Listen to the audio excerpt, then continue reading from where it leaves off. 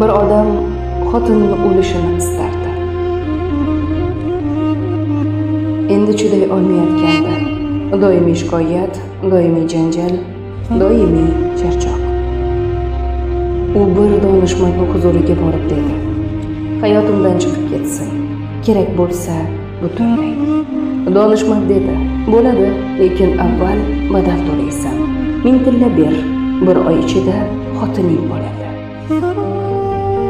Odam rozi bo'ldi va o'sha kecha ichida xotiniga nisbatan ilgari hech his qilmaydigan tuyg'u uyg'ondi.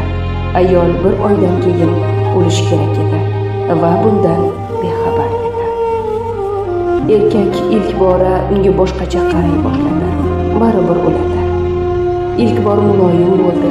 Yordam kerakmi deb so'radi. Choyini quydi, uyga o'tin tashidi.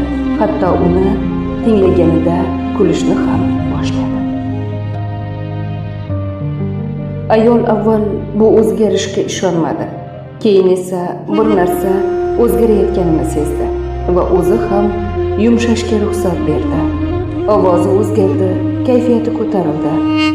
Muomalasiga yana mehr va tushunish qo'shdi. Kunlar haftalarga aylandi. Ayol o'zgardi, uy o'zgardi, munosabat o'zgardi. Va erkak birdan anglab qoldi. Aslida o'zgargan o'zi edi. Muammo boshidan beri xotinida emas edi. U yugurib donishmand oldiga bordi. "Iltimos, to'xtang. Uni yo'qotishni istamayman." Donishmand jilmaydi. "Hech emas, ammo yana o'sha badalni to'lashing kerak. 1000 tilla sadaqa qil. Xotining yashaydi. Hech narsa o'zgarmaydi. Sen o'zgarmaguncha."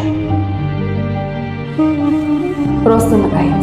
Muammo rostdan ham qarshingdagidami yoki sen o'sha munosabatda kim ekanligingdami? Obuna bo'lishni unutmang. Bir odam xotinining o'lishini istardi. Endi chiday olmayotgandi. Doimiy shikoyat, doimiy janjal, doimiy charchoq.